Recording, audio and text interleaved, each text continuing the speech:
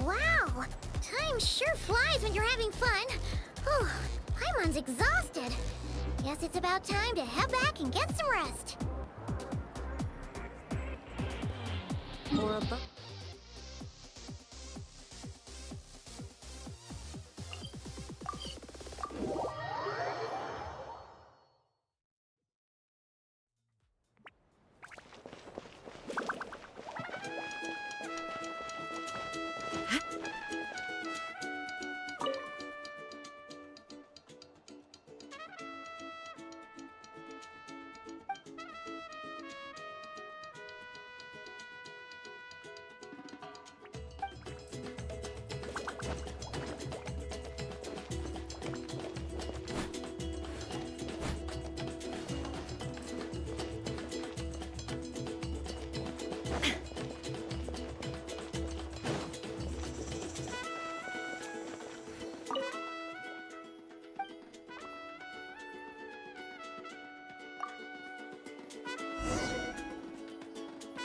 Morning, Traveler. Morning, Paimon.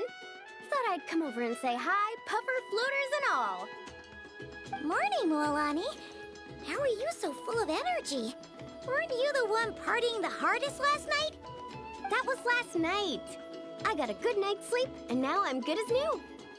Here, take this. It's your prize for completing the album. I picked yours up, too, to save you the trip. Wow! Thanks, Mualani. That was so nice. When it comes to helping people, a good guide always thinks one step ahead, right? Oh, and speaking of work, I guess our vacation's almost over, huh? Probably for the best. If I don't head back soon, I'm worried my little doggy won't even remember me. And after talking to the others, it seems like everyone is just about ready to get back. Some are missing their families. Others are going through dandelion wine withdrawal, I guess.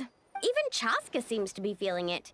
Not that she'd ever admit it, but I have noticed her gazing back towards the Flower Feather clan at night. But summer's not over yet, so I say, we squeeze a few more unforgettable moments into the time we've got left. Like another group photo. Hey, how about taking one right here? After all this time, Paimon's grown kind of attached to this place. Great idea! Why don't you spruce up this wall, and I'll go gather the others. See you over at the plaza!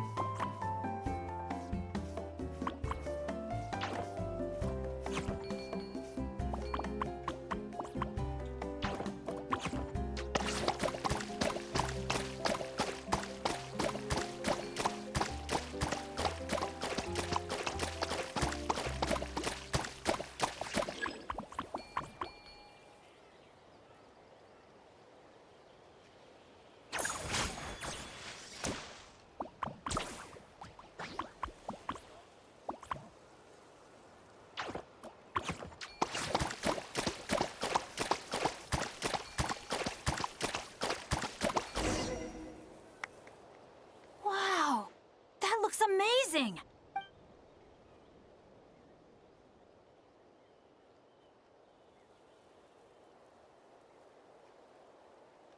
Guys, over here! We're gonna take a picture together! Oh, not bad, not bad. You're all looking full of energy this morning. Not a trace of bedhead or dark circles in sight. Oh, you even look out for stuff like that? Well, what kind of guide would I be if I didn't pay attention to the details? Yeah, and what kind of bard would I be if I didn't appreciate a good drink?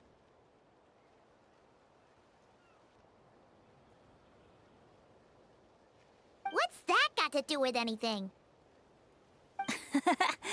Somehow, though, I know exactly what he means.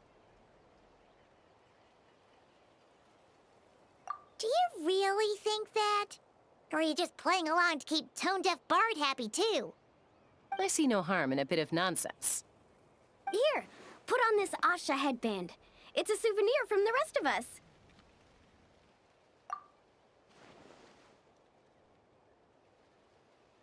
It really suits you. Alrighty then. 3, 2, 1. Paimon? Sorry. All that nonsense has got Paimon's head muddled. Her mind's gone completely blank. Don't want it all to end, huh? Are you worried once you say those words, the vacation will officially be over? How the... Paimon thought peacemakers couldn't read people's minds. Oh, Paimon. Don't worry, Paimon. Summer's sure to come again. Just like you said when you made that wish to the Pyro Archon. Even though we'll all be going our separate ways, as long as we cherish each other's friendship, I just know that our paths will cross again. Bennett's becoming quite the talker, huh, Professor Venti? Well, I wouldn't dare take credit for something like that. Your tone would suggest otherwise. Come on! Paimon was just starting to feel inspired! Why don't we just give it another try? Yeah, let's do it all together this time. Huh. What should we shout? Sounds good! 3, 2, 1... Lucky Star!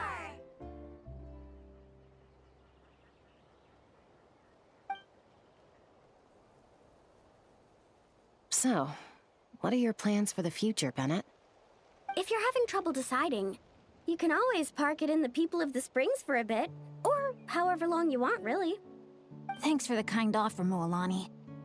I actually went to see the Pyro Archon to tell her how grateful I am for everything she's done for me. She told me that the domain we entered was an abyssal simulation of the Mare Javari.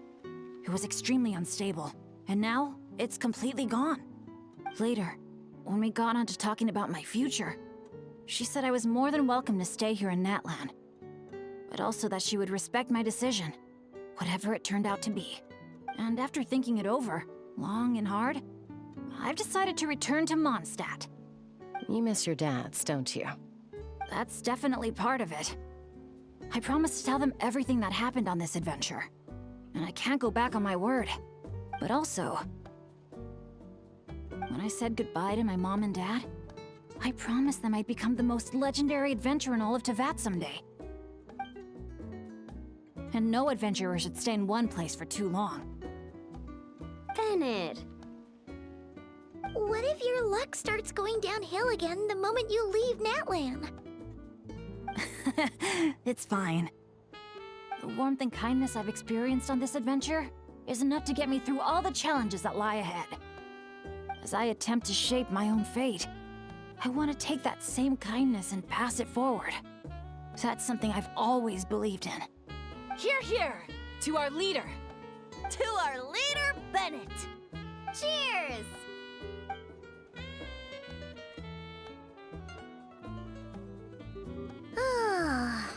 This is gonna be another all-nighter, isn't it? The fun never stops! Who's up to perform next? Bennett's almost fallen asleep several times now. No. I can still keep going. Go get some rest now, guys. And seeing as you've still got the energy, I'll leave the cleanup to you, Mualani. Why me? Traveler, perhaps you could join me for a walk? I know a great spot.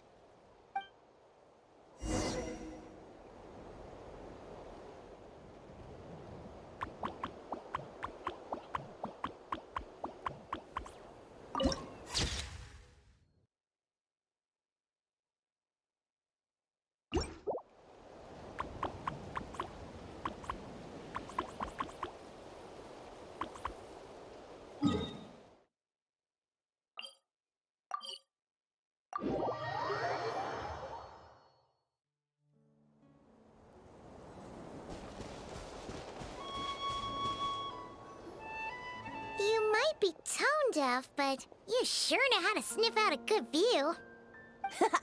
Glad you like it. Some stories aren't meant for the birds, only for the stars high in the sky. More like a story that begins with time itself. Long, long ago, time began to write the story of this world. To her, all living beings were equal, both in their value and in significance. Like an ancient scroll, she engraved upon her memory all people, all events, all encounters, and all farewells. Back then, as an animal spirit, I had a chance encounter with time at the Thousand Winds Temple. Hearing my wishes, she entrusted me with fragments of her power and authority. Sounds like you've heard the story of time in the wind before. Charming, isn't it?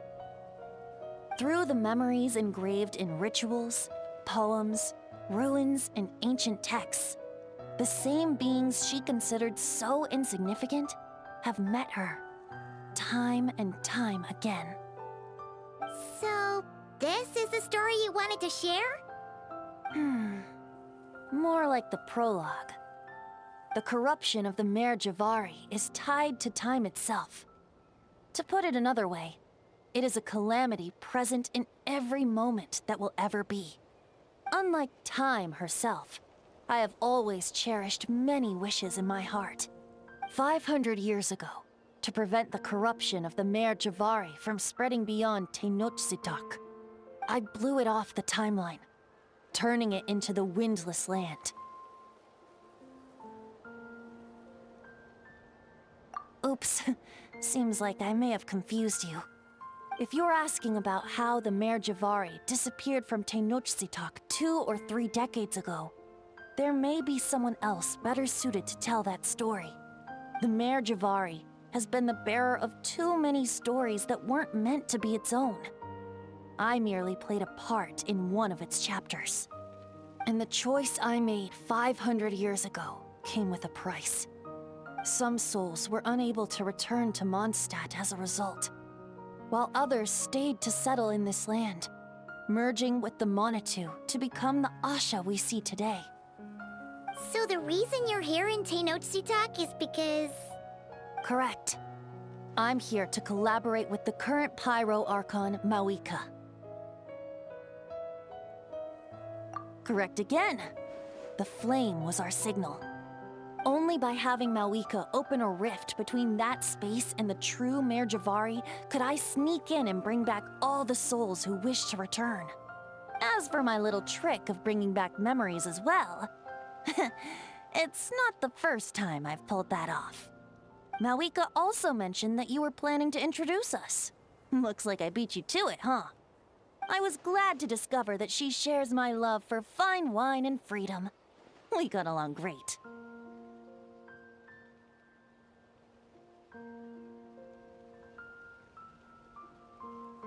Well, it really took it out of me for a few days. In fact, I still feel pretty dead on my feet even now. Oh, really? But thinking of all the Aefa mead and dandelion wine still left to drink, I suppose I can hang in there a little longer. You don't look that tired to Paimon.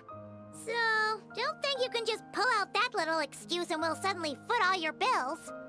Oh, how you wound me, Paimon. You'll hook me up with some good liquor, won't you, Traveler? I suppose to protect Mondstadt, and that everyone who wishes to stay there has the freedom to choose their own path.